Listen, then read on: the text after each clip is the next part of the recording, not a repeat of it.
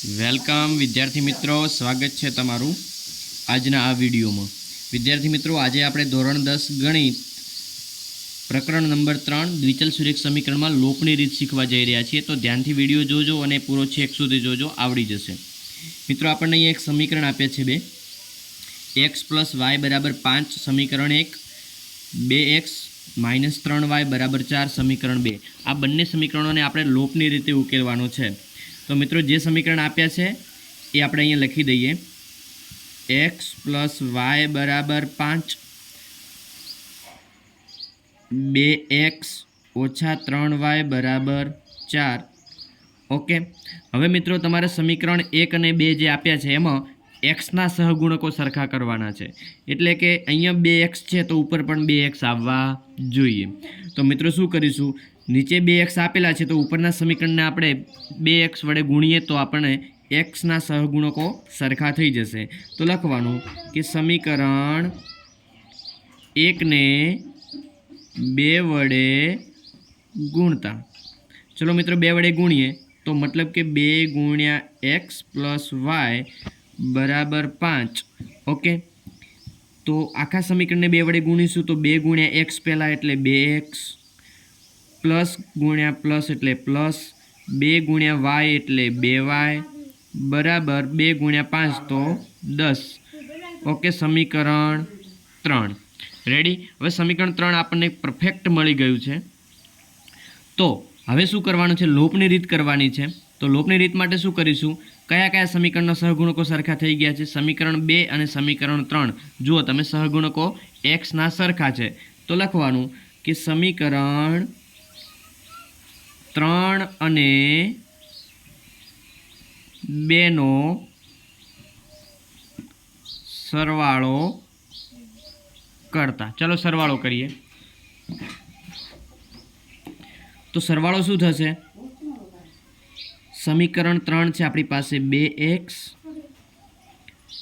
+ 2y = 10, અને સમીકરણ 3 છે આપણી પાસે, સમીકરણ 2 છે અહીંયા 2x - 3y = 4।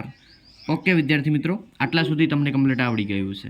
તો હવે શું થશે, અહીંયા માઇનસ છે, અહીંયા પ્લસ છે, તો આ પ્લસના માઇનસ, આ માઇનસના પ્લસ, અને અહીંયા થઈ જશે પ્લસના માઇનસ।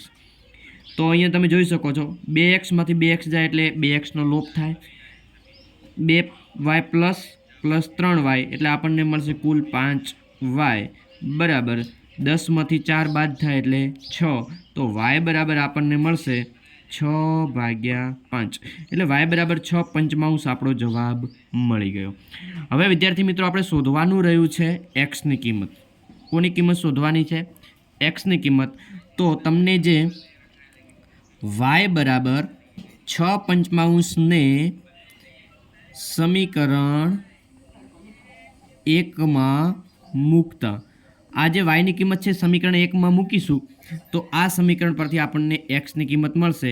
એટલે કે x + y = 5, xની કિંમત શોધવાની છે, yની કિંમત છે 6/5 = 5। તો x બરાબર આપણને શું મળશે, 5 - 6/5 થઈ જશે, ડાબેથી જમણે જાય એટલે।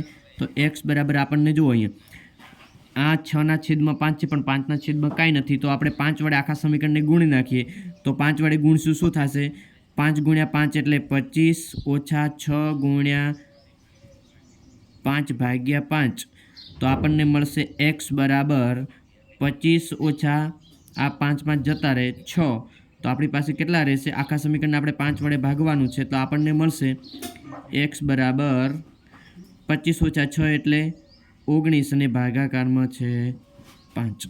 તો મિત્રો x બરાબર 19/5 અને y બરાબર 6/5 આપેલ સમીકરણનો લોપની રીતે ઉકેલ મળે છે। મળીશું મિત્રો નેક્સ્ટ વિડીયોમાં, ત્યાં સુધી દાખલા ગણતા રહો અને કોમેન્ટ કરતા રહો કેવો લાગ્યો વિડીયો।